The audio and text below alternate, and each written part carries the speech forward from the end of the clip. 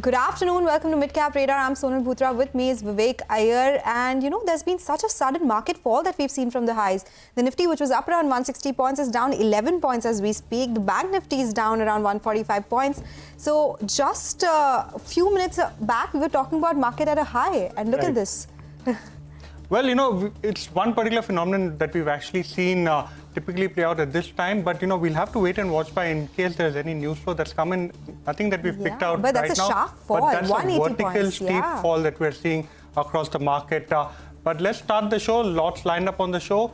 We'll start off with the headlines first. Stocks trade firm, but right now, as we saw, there has been a bit of a decline. And now this is on the back of the fact that there has been a change as far as the US rate cut trajectory is concerned. FMCG is underperforming. Mid-caps were relatively outperforming in the session earlier.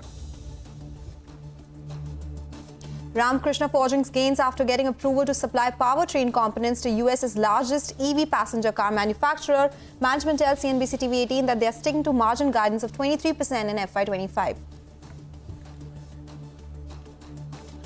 Just Dial posts its single biggest day gain since Jan 2022 after reporting good numbers in Q4 FY24. Sees revenue growth of 16.3% on a year-on-year basis. Management targets revenue growth of 15% in FY25. Mastek jumps after being named a supplier in UK Ministry of Defence's €1.2 billion digital and IT framework. The stock is up nearly 12%. AngelOne leaps after reporting strong Q4 numbers. Company sees sharp rise in number of orders. Motilal Oswal says strong operating performance boosts profitability.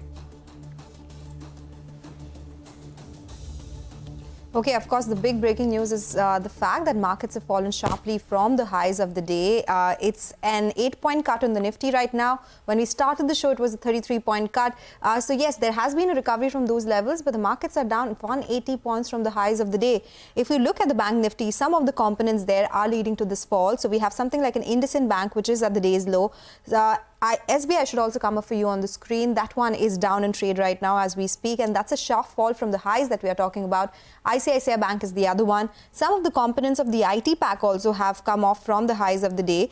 So those stocks should also be on your radar. We have something like a TCS. There's Wipro. From the FMCG pack, there's HUL, which is at the day's low. So a couple of these names which are leading to the fall that we are seeing. Look at that. TCS in the green but has fallen from the highs. Similar is the story with Wipro as well. And again, there's a recovery, so it's a 64-point uptick suddenly on the market. So if you can pull the Nifty chart again, and that one will show you what's happening with the Nifty. There's a sharp rise from the lows, 67 points higher. So is it a fat finger trade? I was just going to come to that.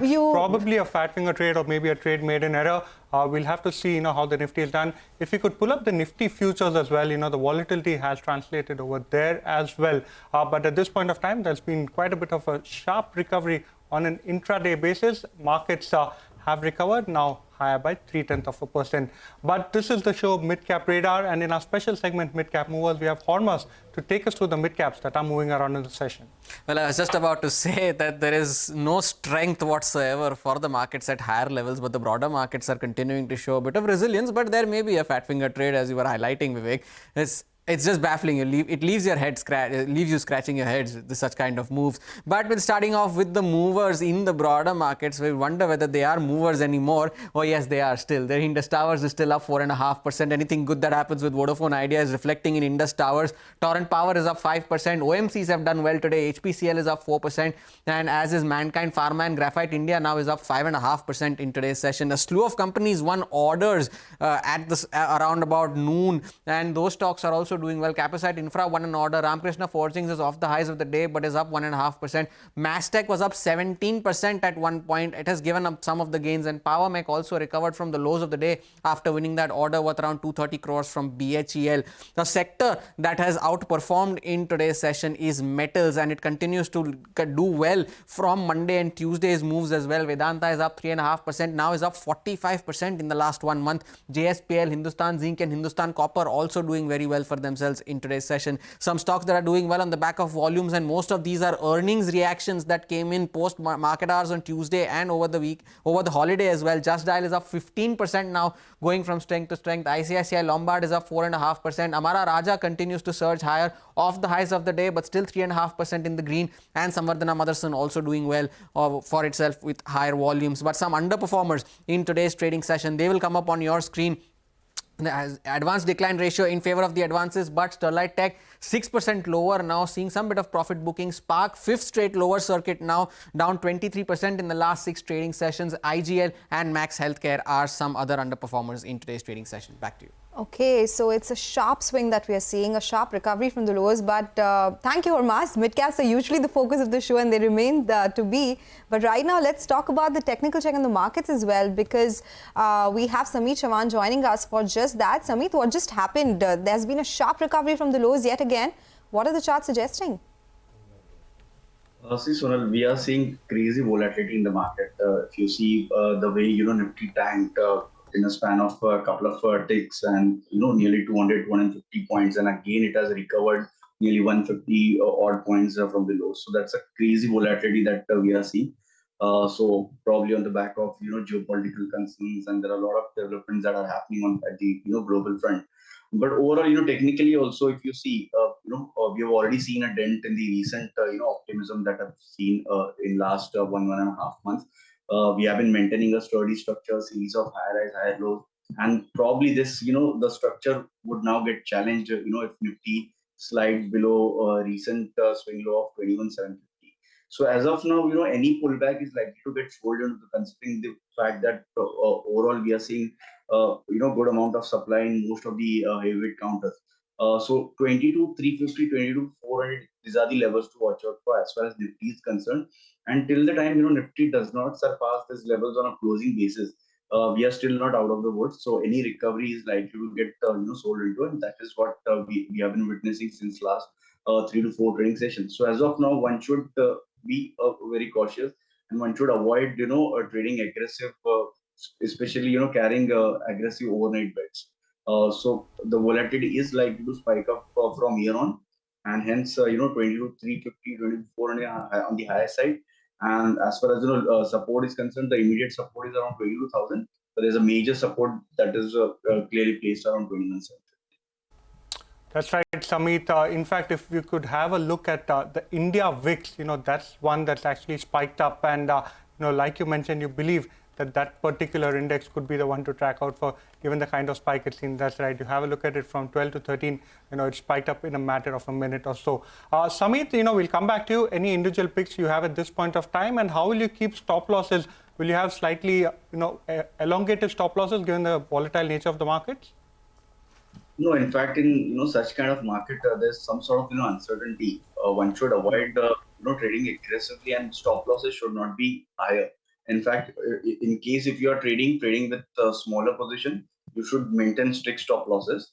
So as far as trading ideas are concerned, we have 2 short calls considering the overall sell-off that we are witnessing, and a solitary buy call would be on Bharti Airtel. So Bharti has been maintaining its sturdy structure. It is clearly bucking the trend. So one can buy at current level. Minor dip could be a good buying opportunity. As a trader, one should keep a strict stop loss around 1252, and the target to watch out for would be around 1305, 1310.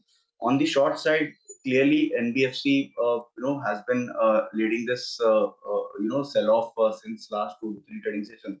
So Bajaj Finance is one stock that clearly looks weak.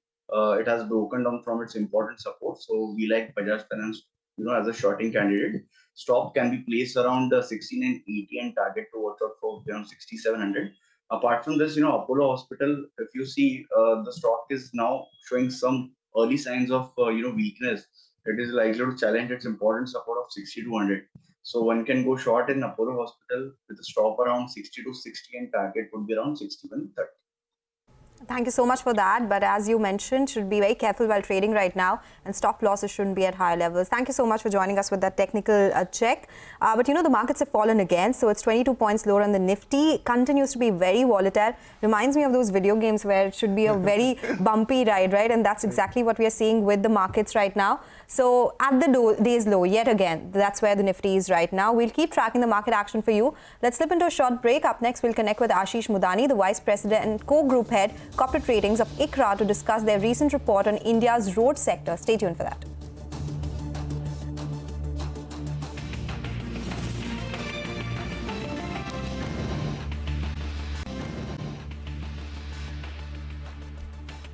Welcome back to Midcap Radar. In the last 15 minutes of trade, we've seen a very wild seesawing as far as the market action is concerned.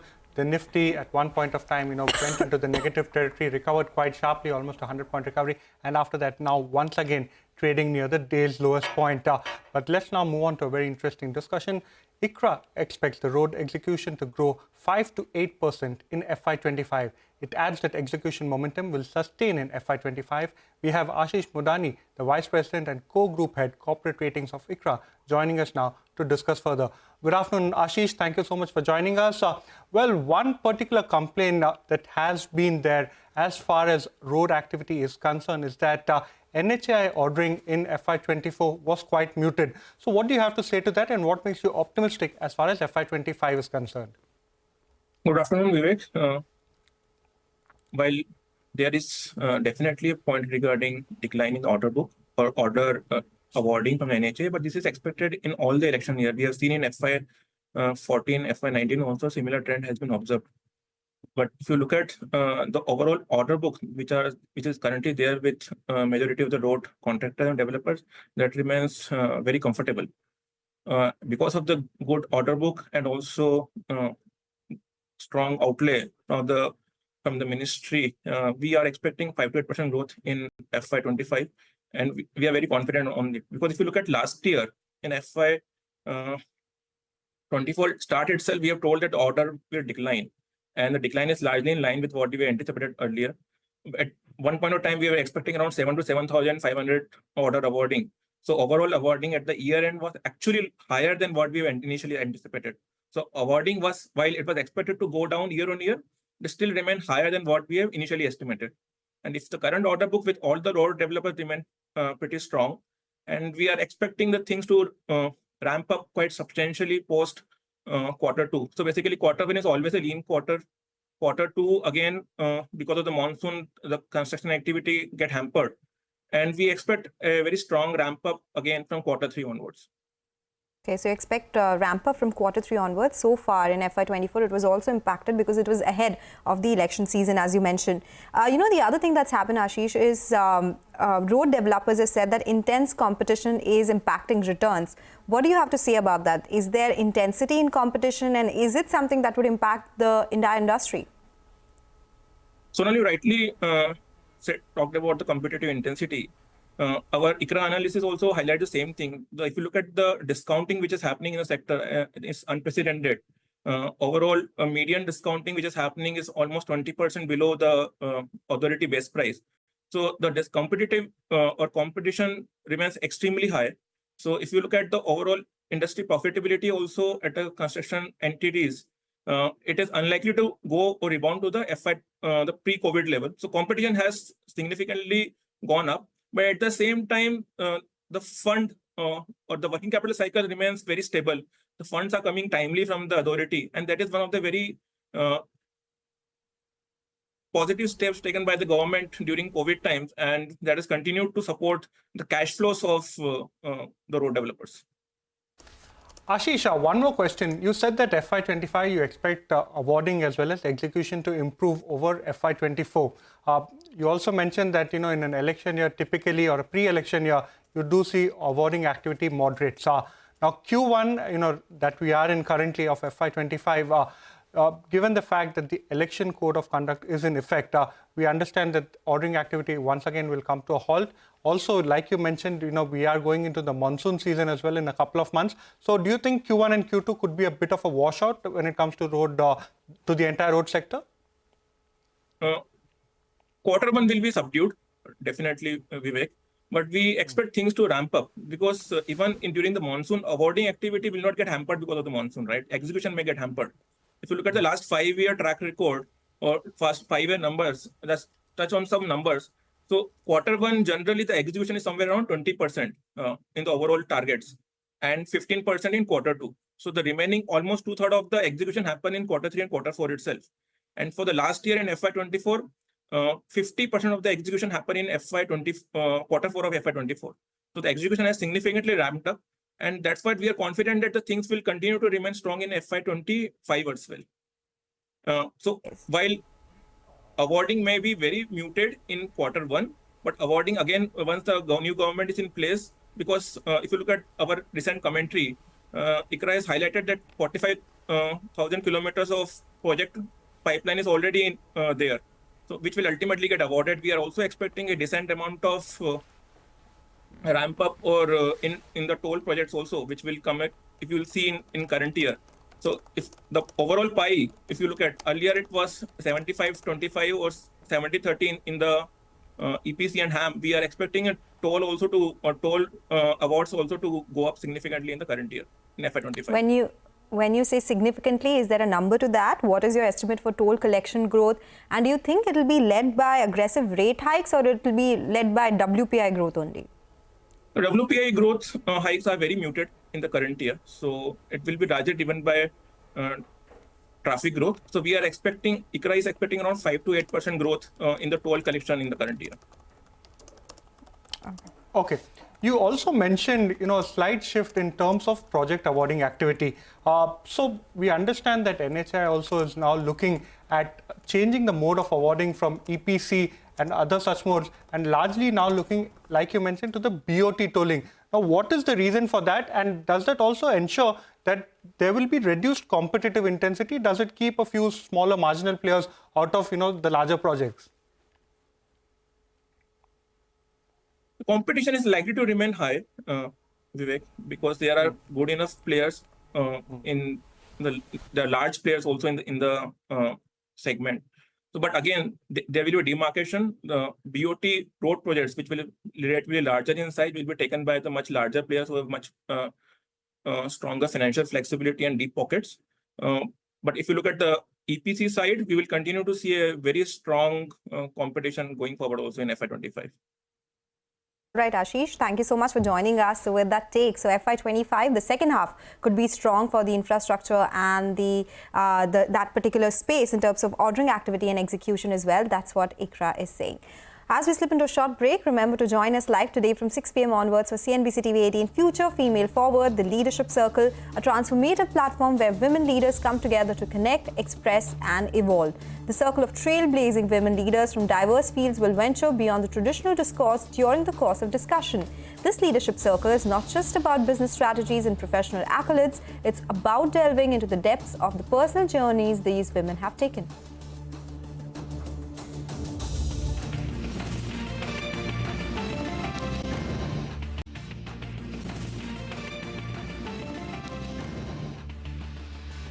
Welcome back. Well, quickly taking a look at the Nifty, it's down around 13 points. So the volatility continues, and of course, we'll be tracking it very closely because by the tick, there is a lot of swings that we are seeing on the Nifty right now. But let's talk about stock-specific news then. ABB is on our radar. The stock is under pressure as there are two brokerage notes which have issued bearish calls on the stock. This is our segment Mid-Cap Spotlight. Vamakshi will focus on the stock and tell us some other news pieces that have come by as well. Vamakshi. Well, absolutely. ABB India under pressure today. There are two downgrades that have come through, one from Nomura, the other one from ICICI Securities. Let me first start off with the downgrade that has come from ICICI Securities. They are saying that the growth print for the order inflow for calendar year 24 is likely to be subpar, and the reason they say this is because the share of long lead orders have risen sharply to almost 15% in calendar year 23 as compared to 7% in calendar year 22. Order inflow growth print over the next 1 to 2 quarters also is shrouded by the general elections-led uncertainty. Operating margins, they believe, could have peaked out, and that is because most of the gains that pertain to raw material cost have actually been realized, and in fact weakness in the revenue growth could reduce the levers for any further margin surprises. The stock, given the run-up that it has seen so far, is now trading at 81 times calendar year 25 EPS of almost 82 rupees per share, as compared to a historical average, that is a 2-year forward PV of almost 60 times. In fact, given that, they've gone ahead and downgraded the stock to sell from at and target price of 5,330 rupees per share. Nomura, on the other hand, has said that they've gone ahead and increased the earnings estimates for CY25 by almost 5%. They are deriving comfort from the margin estimate of almost 15%, and this is largely led by strong pricing power as well as premium product offerings. But nevertheless, given the stock's rally, they've gone ahead and downgraded the stock from buy to neutral. But on the other hand, the stock has recovered from the day's lowest point, and that is because ABP Global reported its numbers for the first calendar year. 5% order inflows growth is what they reported for the India region, but it is important to know that this is the number for the global company and not for the Indian company. Thank you so much, Vamakshi, for breaking down the details, especially of the global order inflow commentary that has come through from the parent. But Vamakshi, stay on. AngelOne is also in focus today on the back of the strong Q4 numbers. Give us more details on that. Well, a strong show from AngelOne is what we saw, but after that the stock has actually slipped from the day's highest point. It is trading lower today, and that is because in the con call the company says that they continue to see very strong growth coming ahead for the company, but that also means that the working capital requirements for AngelOne have now shot up, and this is mainly led to the company saying that they have deferred dividend payout for the next few quarters. IPL sponsorship expenses of nearly 120 crores is what the company is expected to recognize in the first quarter, and as a result there could be an impact on the margins in the first quarter, but the company is sounding quite confident of reverting to the margins that they have guided for in the rest of the year. Generally they have guided for an EBITDA margin of almost 45 to 47%, but additionally they expect 1.5% impact to come through on the margins from scaling up of their AMC as well as their wealth management business, and therefore the management has now guided for EBITDA margins between 42 to 45%. They recently raised a QIP of 1,500 crores, and that money has already been deployed as working capital requirement for AngelOne. So despite a strong show, given the commentary that has come through from the management, the stock is under pressure. Okay, all right. Thank you so much for joining us with those details, Vamakshi. A busy day for you, but let's move on and shift focus to Jubilant Pharmova. The company has decided to close manufacturing operations of a formulation facility in USA. The stock is doing well. Ekta is here to tell us more. Ekta, what's exciting the stock right now? Well, the company has decided to close their manufacturing operations in the formulation facility in Maryland in the US. It is expected to stop manufacturing in June of 2024. Now, the subsidiary in the US will continue sales and manufacturing operations for the US markets. Remember, this facility has the ability to manufacture around 1.5 billion doses. Now, the reason for taking this step is because the company has been facing significant pricing pressure, which resulted in significant losses FY22 onwards. So the company is changing its business model from in-house manufacturing to outsource manufacturing for the US. Also separately, their Roorkee facility's status has changed to voluntary action indicated, and that means that that will probably help exports to increase to the US as well. As of now, that particular facility is only exporting one product to the US market, and they're probably expected to see more launches coming in from there. Separately, they will also explore options in terms of how they want to monetize or use that particular land where the facility was and the buildings and the machinery in the US. So there are a couple of triggers. The fact that maybe margins should improve because they are stopping manufacturing, they are outsourcing to CDMOs in the US, and hence that would be probably margin accretive. And separately, they would probably the Roorkee facility is expected to pick up sales. Thank you so much, Ekta, for that. So margin improvement along with some relief coming in from the US FDA.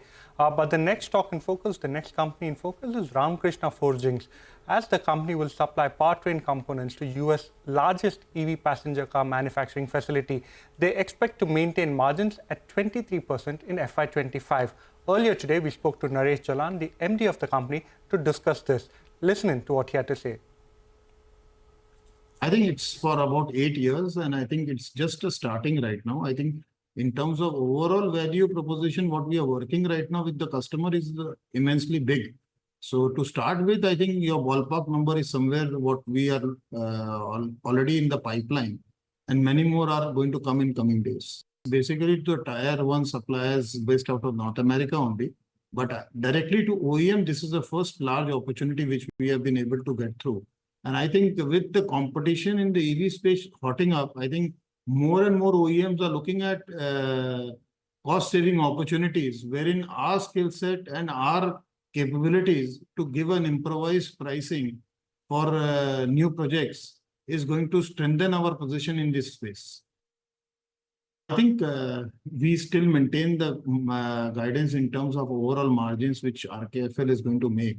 No, I think we aspire to improve on the margins. 23% is what we have guided the street, and we are looking at all means and opportunities to scale up in terms of overall margin. And I think we are working towards improvement of our margins. No, I think in terms of revenue, I would not like to speak right now, but I think we stick to our goal of 15 to 20% volume growth year on year. And this order wins and new orders which we are getting from railways or other OEMs overseas basically solidifies our position in terms of our long run and visibility in terms of our order book for the next couple of years. Some very interesting bites coming in from the management of RK Forging or Ramkrishna Forging. So in what has essentially been a very volatile trading last half hour, the Nifty is now clawed back into the green territory. But that's all the time we have on this edition of Midcap Radar. Mutual Fund Corner when we return.